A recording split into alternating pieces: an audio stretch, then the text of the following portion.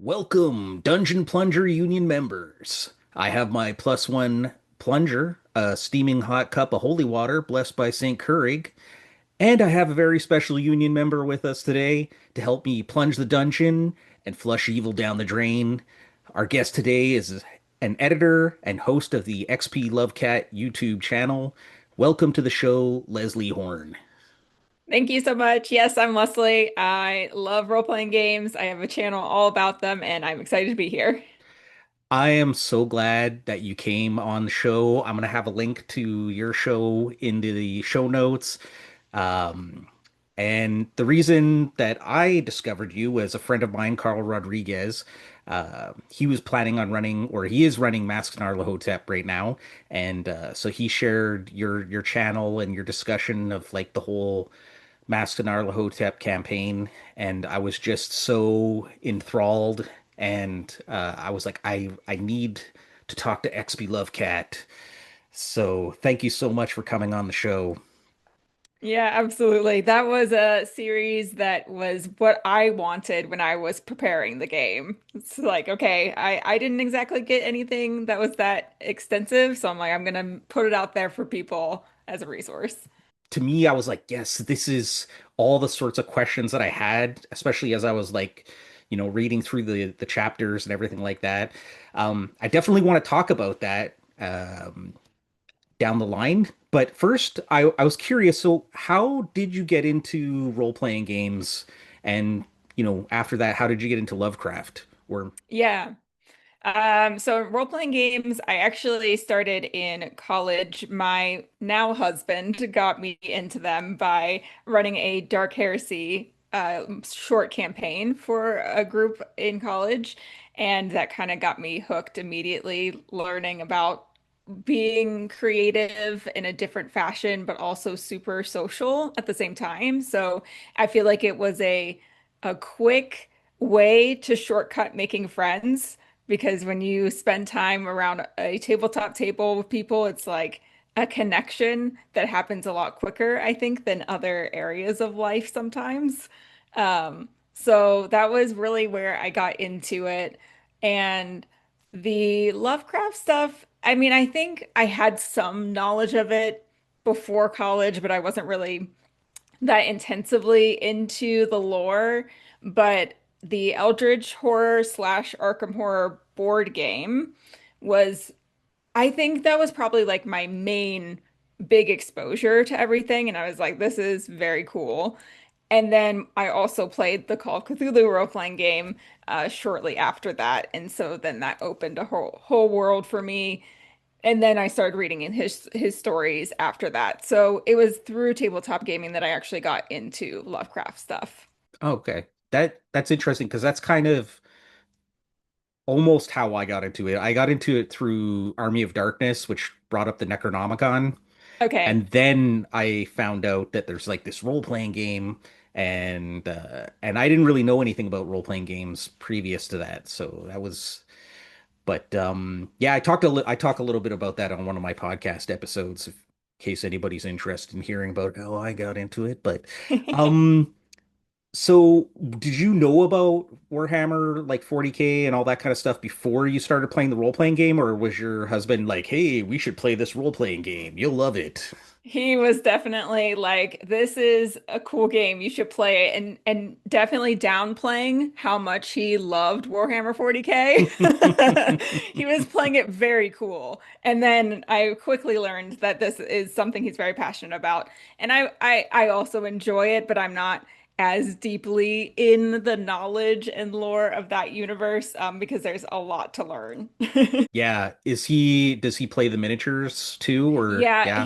he mostly does Kill Team, Okay. which is like a smaller scale version. So I get roped into playing that sometimes, which is fun. Mm, But okay, cool. So when once you did get into Lovecraft, what do you consider to be one of your favorite stories? I think my favorite is The Shadow over Innsmouth, Mm, and that's because it's just okay. Number one, deep ones are awesome, so let's just mm-hmm. get that out of the way. Yep, 100%. And I think that story does a really good job of pacing and tension. Right. And so, like that scene when he's in the hotel room and the villagers are coming after the protagonist, that is a very good, like, oh, I'm actually feeling scared Hmm. moment. And I also feel like that's one of his stories that is more accessible. So when I am talking to people who may have not read any of his stuff before, that's always my recommendation of where to start. Yeah, I agree. That is probably my number one Lovecraft Okay. story. I'd say probably Whispers in the Darkness is probably my second. And Hmm. I mean, Call of Cthulhu is kind of a classic, but it does I feel like it takes a little bit and it kind of goes in a weird direction at some points where you're kind of Yeah, like, what is happening in this story? exactly. So Where am I? yeah, but yeah, that's cool. Have you played the Escape from Innsmouth scenario for Cthulhu? I have not. Is this like for the role-playing game? Yes. Yeah, so Okay, it's called Escape from Innsmouth and it happens right after that story takes place. So it's part of the cool. and I have a feeling that Chaosium is going to be reprinting it very shortly because they're putting out the Innsmouth book like as part of like the Oh yeah. Lovecraft country. So hopefully, I'm hoping that's going to be a part of it, and it's not just going to be like Innsmouth by itself. But if you get a chance to run it, like I'm telling you, you would probably love it. So, Okay, that's awesome. One of the scenarios that I love that's very old is the horrible something on Mohican Island. yep, I know what you're talking about. I I I don't can't remember. remember. Yeah, I don't remember what it's called, but it's something like Yeah. that. And it's Innsmouth vibes. It's not like Mm, specifically set in Innsmouth. It's set on an island off the coast of Maine. But it has really creepy, similar feel to the Shadow over Innsmouth story, and so I really enjoy that one too. okay, The Horrible Secret on Monhegan Island. There it there is. you go. Do you live like on the East Coast, or do you have like East like?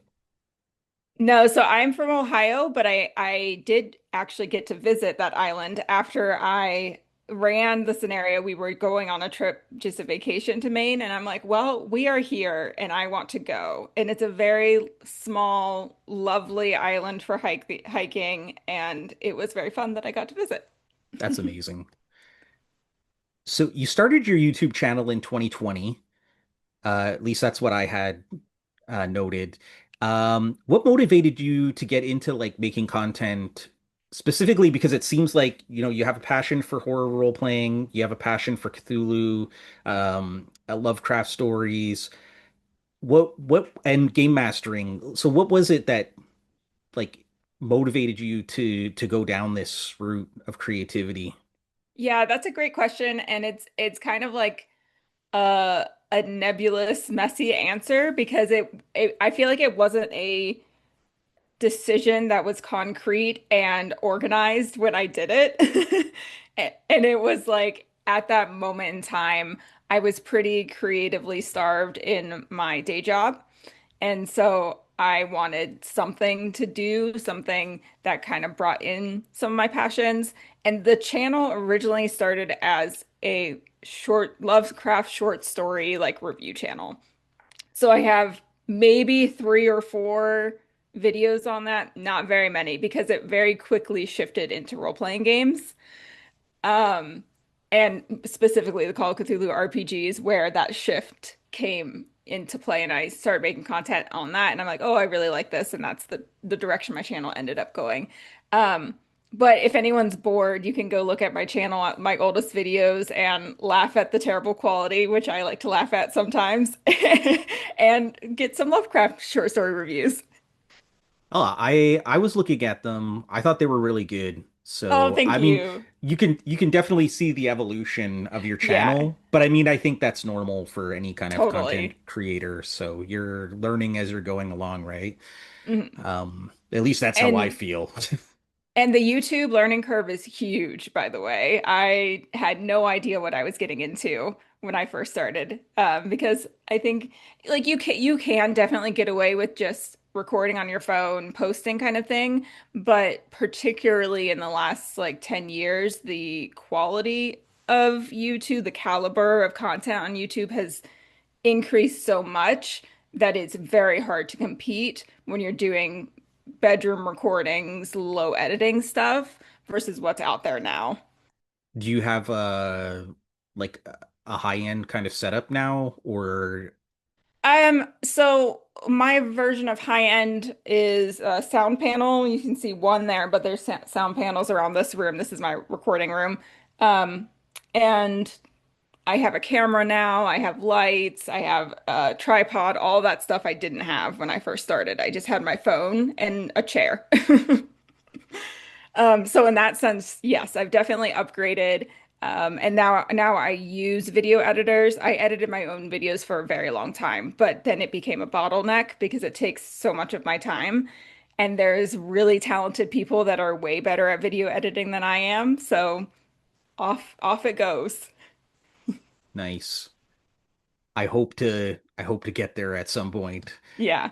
Um, so something of an outlier on your channel is you talk about Cyberpunk Red, which I mean, if you love RPGs, you love RPGs, you probably play a lot of them. But I just found it interesting that it's like, okay, so we got Cult, we had Call of Cthulhu, we had Lovecraft stuff, and then Cyberpunk Red. Yeah. So did you always have a like a love for that genre of like, the cyberpunk, the Matrix, Johnny Mnemonic type of stuff? I think my short answer is no. So how this kind of get came about was when I go to gaming conventions in person, I generally try to play one RPG system that I've never played before. So that's just a kind of a low effort way to test different systems that I might not have the books for or might not have the time or energy to try and prepare and learn a new system. But at a con, someone else can do that work for me and I can test it out and see if I like it. So that's really fun, and I highly recommend people do that if they have the opportunity to. And it's also fun to play with different groups and meet different people that way. So Cyberpunk Red was one of those cases is where I played it at a con first, and I really enjoyed the lore, and that then got me into purchasing the game and actually learning more about it and running it. So when you go to these cons, do you like get all dressed up and do the whole thing, or are you just like, I just go to play the games and hang out and stuff?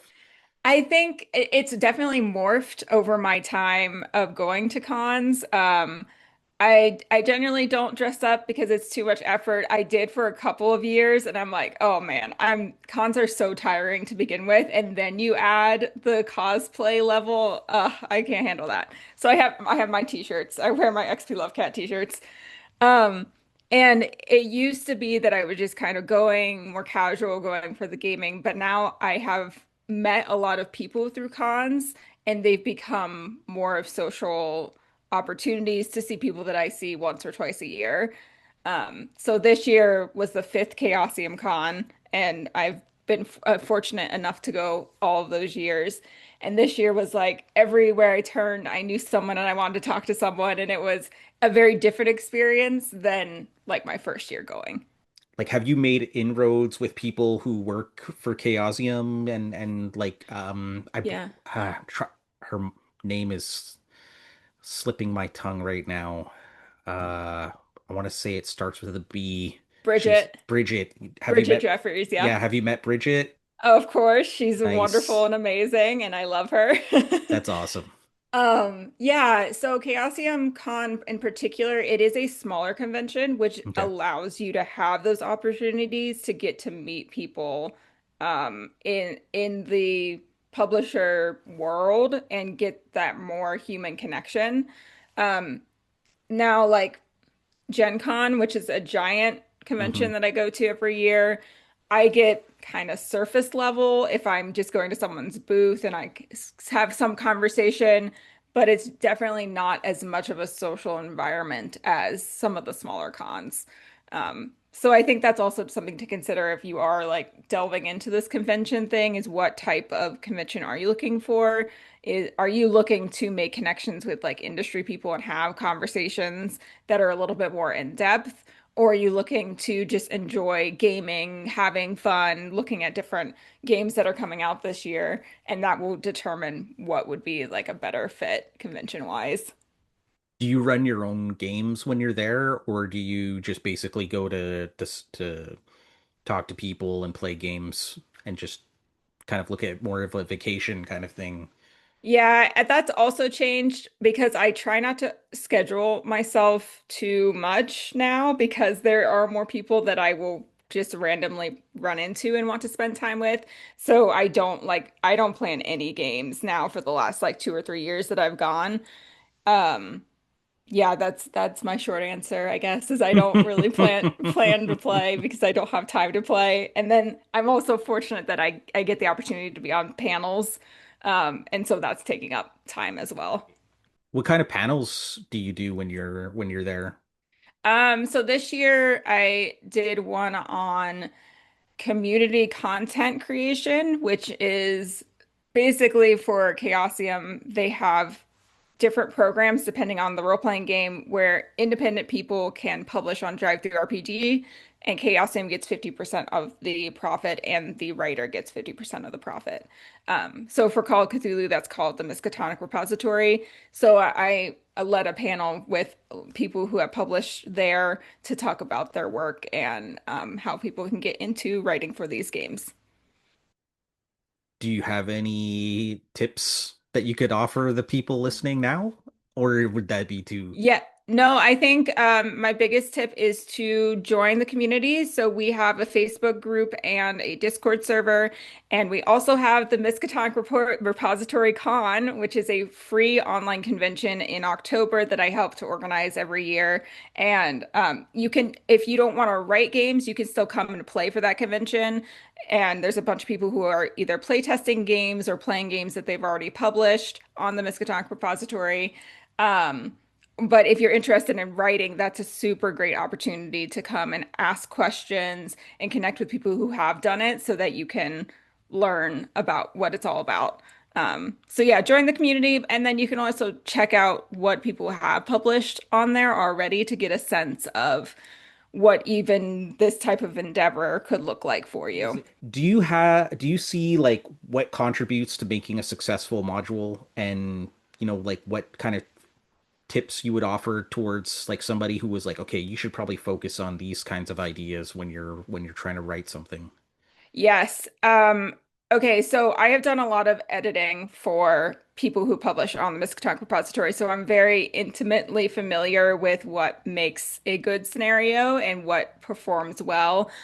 There are different levels of how many sales you have, like Electrum Seller is what they call a high selling scenario on the Drive-Thru RPG. Um, and so I've had a couple scenarios that I've edited that have hit that high seller mark, which is amazing. And because it's pretty competitive for the the browsing, there's a couple things for marketing that are important. Um, Particularly when you're thinking about your cover image, we do still buy with our eyes first. So paying attention to cover art, and that doesn't mean that you have to pay for a cover artist, but it does mean that you need to be strategic about making sure that your cover is intriguing. But in terms of the actual content of the scenario, um, I think it's very important to make it easy for the GM to prep and that they have all the resources that they need in your scenario. And I think that's not necessarily a rule for Drive-Thru RPG specifically, but just role-playing games, writing across the board, like that is one of the most important things is at the GM is able to prepare this without a headache and cursing and throwing it across the room. Which I've had some experiences with that. And also at the table, the accessibility to find information quickly if they don't remember something. One of the things that that you have a website for is that you are an editor and book coach. How did you come about doing that? Was Is this part of like your day job kind of thing, or is this something that you moonlight as, or... Yeah, good question. So I fell into this as well. It started with playtesting board games at Gen Con, actually. So Gen Con has a specific, like massive playtesting thing where you can go and test games at different stages of development. And I'm like, this is really interesting to me.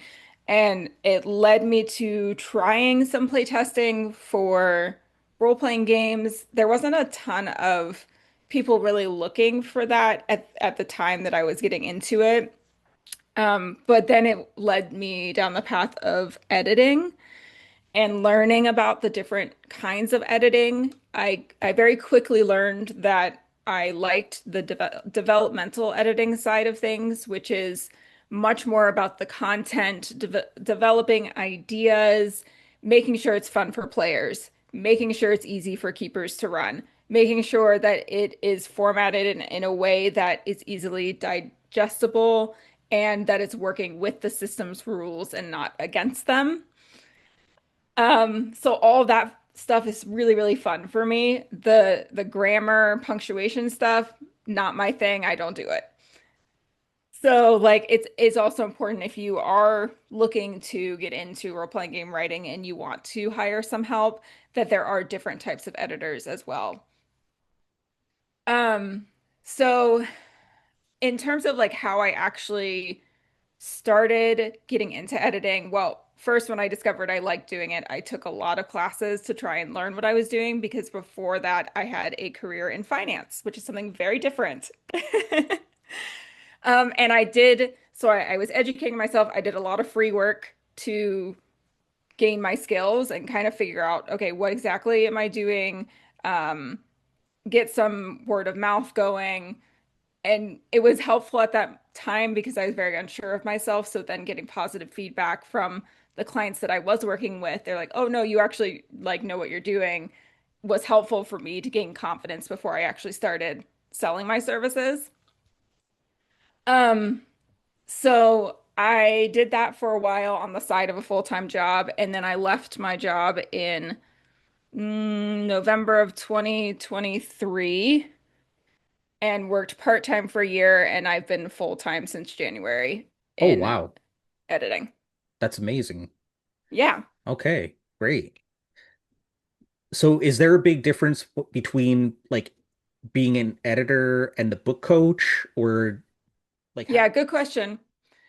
So editing is it is much more of a solitary, like I am reviewing what you've already put together, and there might be some collaboration going back and forth for revisions, but book coaching is much more collaborative and phone calls and working together and problem solving things, and generally starts earlier in the process.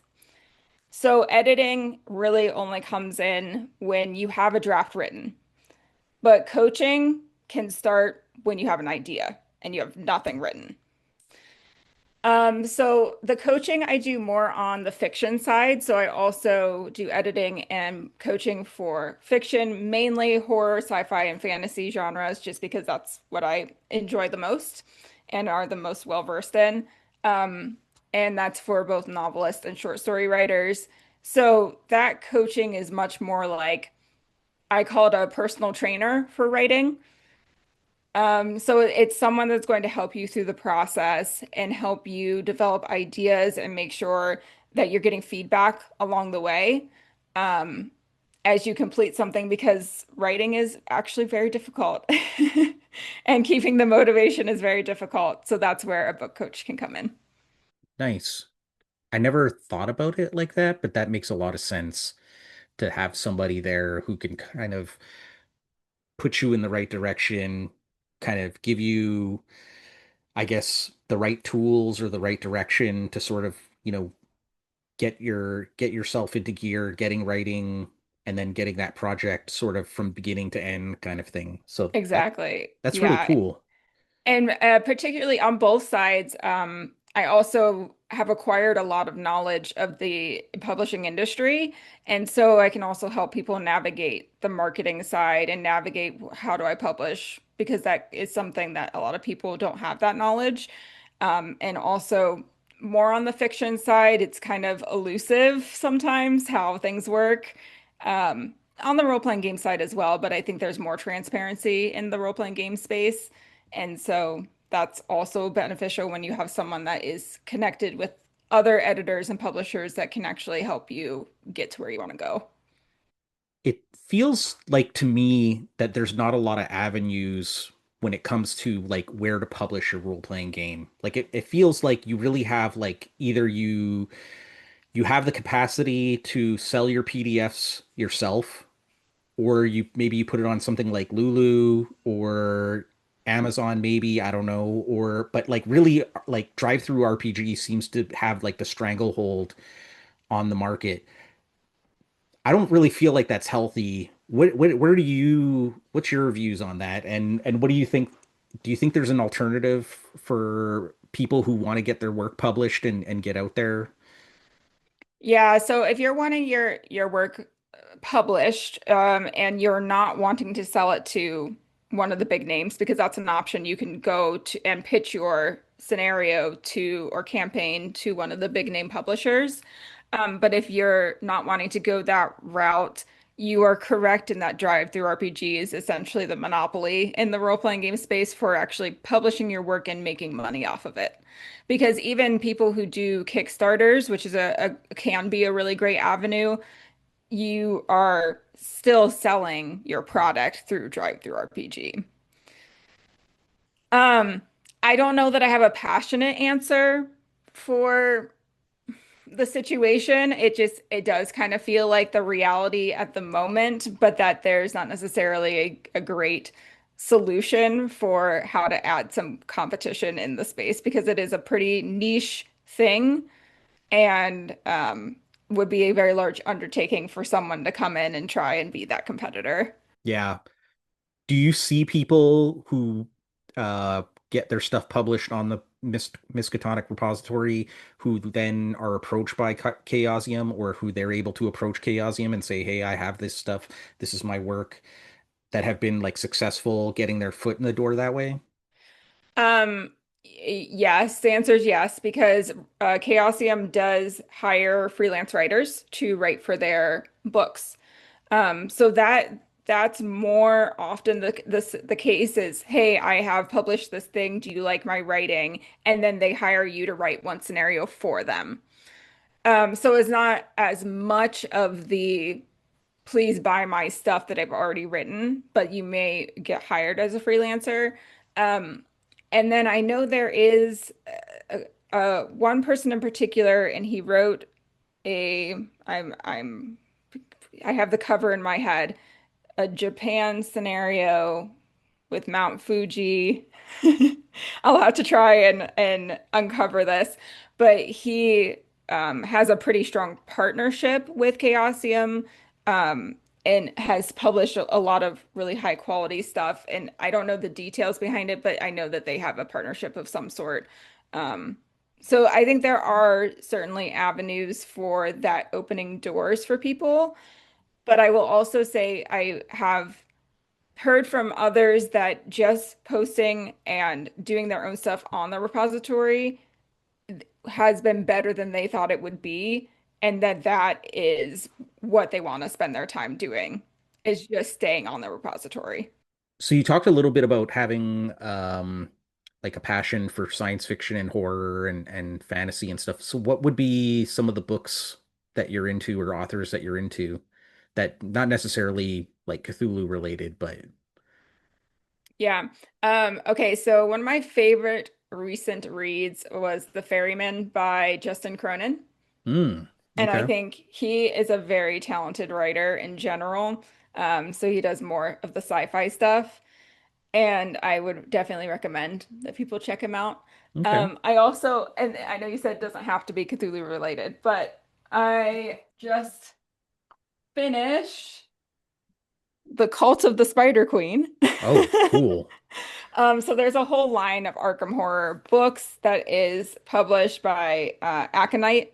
They do a lot of tie-ins to different game systems. So they have Arkham Horror, but they have like Legend of the Five Rings as well. Oh, really? And so these are really they're just fun. Like these Okay. are light, quick, fun reads.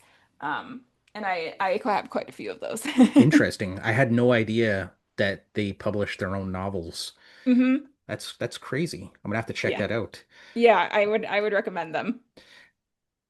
So kind of diving back into the Cthulhu stuff. So when did you start uh keepering or running Call of Cthulhu?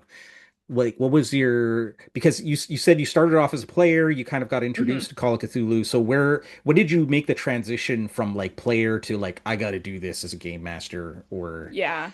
a keeper? I think I was a player for probably about 4 years before I delved into the game master side, and I was super nervous, and I didn't think I was going to be good at it, and I didn't necessarily think I was going to like it. Um, and I think a lot of those things were connected to the just something new, scary, I don't know what I'm doing feeling. Yeah, I could understand that. Yeah. Like, oh man, that's kind of a lot of pressure to make sure people have fun. But when you're in a trusted group, I was lucky to have friends that I had been playing with for a while, so took the pressure off to be super the best at it because I definitely wasn't very good at it at first. But I did learn that I liked it a lot and I continued to practice and I now I'm like every time I'm a player I sometimes think, but what if I was GMing this? I can relate to that Yeah. 100%. There's something about once you have that taste for running games that hmm you can't help but it's not that you're being critical of your game master, but it's just Right. like exactly like what you're saying is, man, I wonder how I could have done that. I could have maybe I would have twisted it this way, and then what would have Yeah. happened? How would my players have reacted, or otherwise? And So also I like having secrets. When I have knowledge, I feel powerful. I know something you don't know. that's interesting. So was Cthulhu what you jumped into? Like, was that the game that you first started game mastering? Yes, it was the game that I first started game mastering for and what I've game mastered for the most. Okay. Did you ever play Dungeons and Dragons or anything like that? We did. I played it. I mean, I've played it on and off for like 15 years-ish, but I have learned that I don't enjoy it as much as other systems, so I don't tend to play that game unless someone's like, I really want to play this specific thing. I'm like, okay, I'll join you. That's fine. But I have found that I just have a preference for indie systems or other systems that mesh more with my genre and style of play. What kind of indie systems do you gravitate to the most? Okay, so if I'm doing like one shots, I actually really do enjoy having a very light system. Um, that's easy to prep and pick up. Um, there's one called Die Laughing, which is very much like a horror comedy movie, and you're just co-creating scenes with each other, and you know that your character's gonna die by the end. And the funny part is just like, okay, this is silly. I don't get attached to my characters. We're all gonna die and we're gonna laugh doing it. Okay, interesting. I've never heard of that one. I'm gonna have to check that out. Yeah, it's quite fun. And another one similar to that is 10 Candles, which that one you also are going to die, but it has a much more serious tone to it than this Die Laughing. Yeah, I've heard of 10 Candles before. That sounds like amazing. I would Oh, be it's afraid so of good. starting a fire, but I have the electric candle okay, lights that because I that's also smart. don't want to deal with fire, more specifically the fire alarms. I don't want to have to stop in the Mm. middle of the game when my fire alarm goes off. Good point, good point. So what exactly is it about Call of Cthulhu that you enjoy?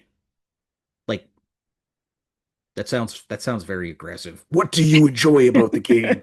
But Justify your choice. yeah. Uh, Um, okay. So the lore is number one. I love the Lovecraft lore. That's what gets me into it. And I think this is one of the systems out there that really integrates it very well. I personally do really like the D100 system. I think Chaos Sim calls it the basic role-playing game system, which is what they use for all their role-playing games. And it just kind of makes sense in my head to roll a D100 and then what you get is what you get. And it's kind of the right level of crunchy for me for the average experience that I want at the gaming table. So if I'm playing, I play Call of Cthulhu the greatest percentage of time in my role-playing game playing, and that level of it's not too much that I'm sitting at the table calculating a bunch of things and breaking gameplay, but it's enough that I feel like it supports the game and um, adds elements of failure. So we don't always win in Call of Cthulhu, and a lot of times we don't win in Call of Cthulhu, and I like that element of it. How long did it take you until you decided, okay, I'm going to run Masks of Nyarlathotep? Because I'm sure you're aware of like Seth Gorkowski. Uh, I mean, he still hasn't run it. He says that that campaign intimidates him, and so I imagine that like I felt the same way. I'm getting ready to run it, but I haven't started because I'm just like I don't want to mess this up. So what was it that you decided, okay, this is it. This is the one. I'm gonna do this. Okay. Well, I was really naive and I didn't actually know what all went into this when I decided to run it. I was still relatively green in the role-playing game space, so I hadn't been inundated with like the weight that comes along with this campaign. I just saw it and thought it was cool. Um, I like Nyarlathotep as a deity kind of thing in the lore. I think he's really cool. And I was interested to try something different and something more campaign in the Call of Cthulhu system. Because I had played other campaigns before, but not in Call of Cthulhu specifically. Um, so I think it was probably like 1 or 2 years after I started GMing the system that I decided to run it. And I'm glad I did, but I also didn't know what I was getting myself into.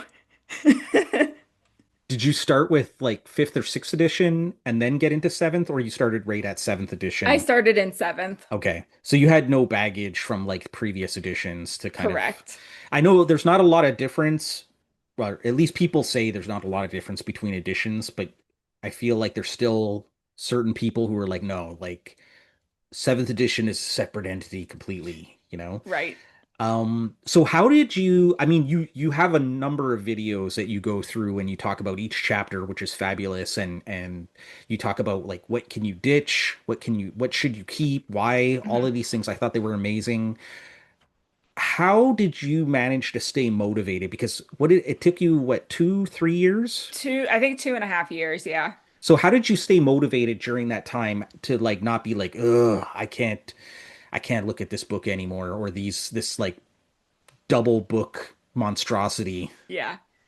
Okay, I don't think I ever actually had that feeling, and I will give a lot of credit to the production of the upgraded campaign for 7th edition.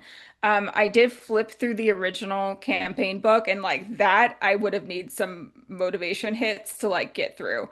Okay. But I felt like the 7th edition version of this campaign was put together very well in terms of ease for information Mm-hmm. and also just the visual look of the book. Like there's a lot of really beautiful art in that Mm-hmm. book. And so when I went to pick up and plan this campaign, I was excited because I knew that I would see pretty cool pictures and have fun reading about the story. Okay. Um, yeah, so I think with this campaign in particular, I don't know that I really felt ever like I didn't want to plan it because I was always interested to know what was coming next and what crazy things I could make my players go through. Do, Do you remember how much time you would spend like pre-session to like prepare for the like that week's game? Like, did you spend a lot of time or was it like Yeah. I'm gonna guess I probably spent like 6 or 7 hours preparing for each session. per week?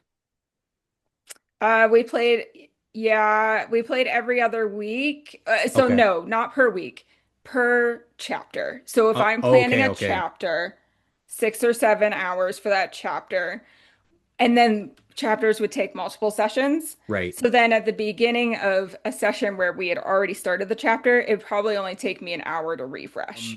Did you, I can't remember, did you use the prop set, the HP I Lovecraft didn't, Historical?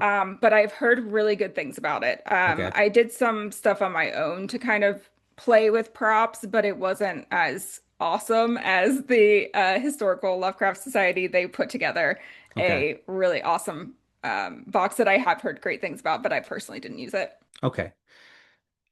So was there anything during that campaign where you had like particularly good memories or experiences from that running that campaign over that time? Yes, lots. We have lots of stories that we bring up to this day about our crazy campaign adventures. But I would say one of the ones that sticks out to me the most is towards the end of the campaign. My players were getting a little loopy and silly, and they decided to play the Scooby-Doo gang. Um, which was absolutely very funny. Daphne did not have a good time. She was given a gun and told that it was tranquilizer, and it certainly was not. And Daphne rolled really well. And the person on the other end did not survive. Oh my gosh. That's crazy. So what these were like replacement NPCs or replacement PCs? Yeah, we went through a lot of PCs just from player or PC death or insanity. Both of those happened quite a bit throughout the campaign. And then like one of my players purposefully wanted to play a different character in each of the different countries Oh, that we went okay. to. Interesting. So it was kind of player choice of like, do you want to play someone different? Do you want to keep using your character? So we had a mix throughout the table of what they wanted to do. How did you find that experience of having different characters, like player characters through the campaign? Because I would feel like you would lose something. Like this has been my biggest concern is like I'm gonna have like a bunch of players die all at once, Hmm. and then kind of losing that energy and momentum and the clues and all of that kind of stuff to Yeah. like continue moving the thing forward. So what was your experience like with that? Yeah. I had grand plans at the beginning of this campaign that I said take your character notes, and when your character dies, your notes go with them. And Okay. I very, very quickly changed my mind and said, please keep your notes. So did you do something in like in game terms, or it was more of like a meta thing, like you still have It, this? it was pretty fluffy because honestly, like we didn't find that part fun to try and like figure out the transition. So we were like, and things happen and you're caught up to speed. Like that's how I worked it. And that was fine with everyone at the table. Because then we were able to spend the majority of our time doing the fun stuff that we wanted to play instead of like figuring out the puzzle piece of how Joe off the street is all caught up on your previous cult dealings. Yeah, that makes sense. I would probably do the same thing. I feel it's there's certain I feel like there's just certain experiences and attempting to stay to certain realism. It's kind of like when you find the when a party member dies in a dungeon and then you're like, oh, and there's a prisoner in the next room, and you're Yes, kind of yes. like, why shouldn't we kill this guy? We tortured the last guy, but no, this guy's a PC. We can't torture the PC. So yeah, it makes Yeah. sense. It makes sense.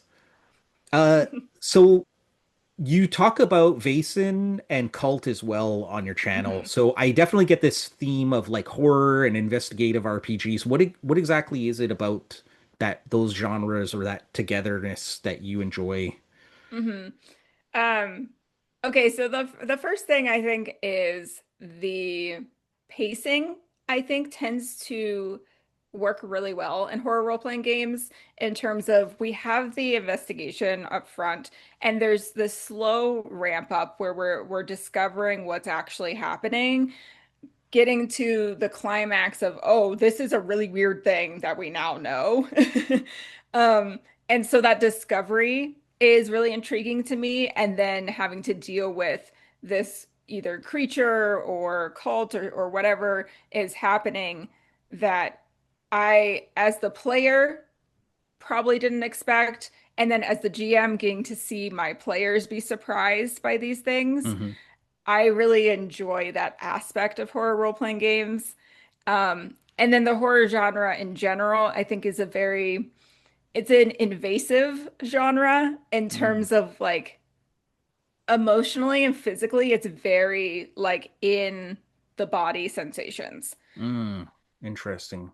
So when we're talking about like setting the scene as a GM and you hear the tips of make sure you use the senses, talk about what the smell is, what taste is in your mouth, like those things help to bring players and immerse them into the setting and the scene in a way that I think works more effectively and is more enjoyable for me than other genres. Talking about horror and having that like actual physical feeling. So in 2021 you're diagnosed with thyroid cancer. Yes. That's crazy.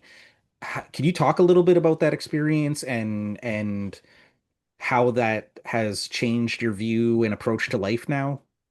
Yeah, so it was super duper scary. I believe it. Yeah, I was also pretty young, so I was 28 when I was diagnosed.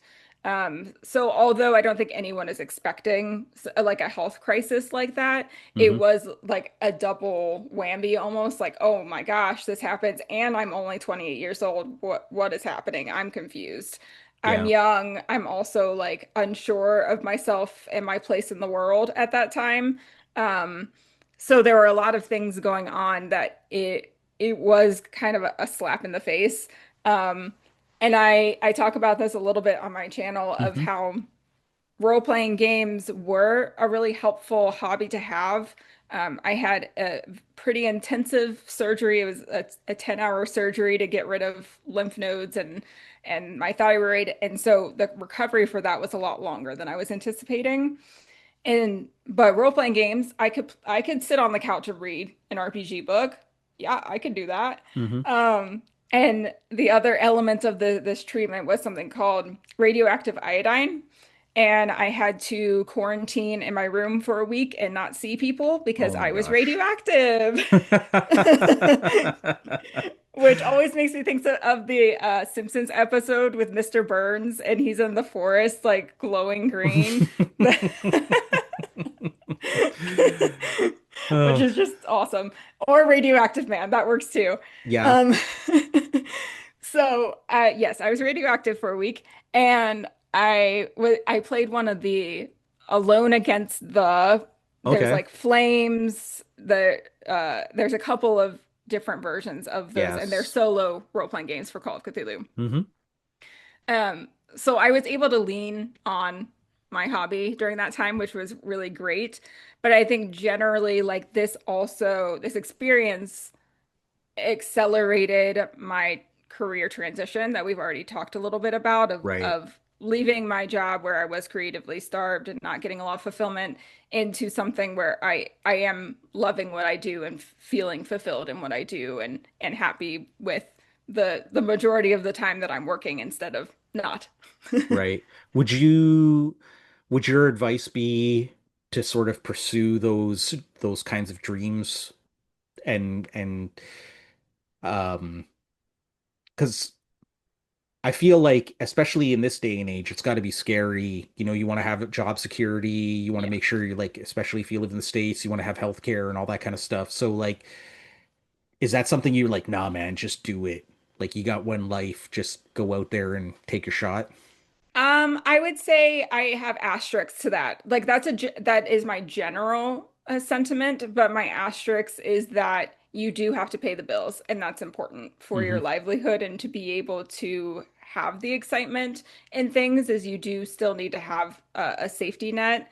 And so, yes, follow your dreams, do it in a way that feels like manageable within your tolerance window, and you can always ease into it. So I did this side work and built on the side for years before I left.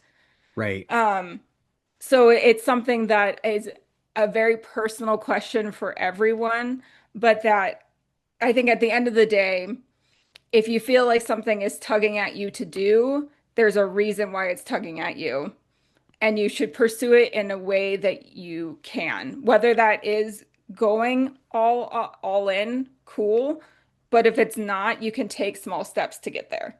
right. That makes sense.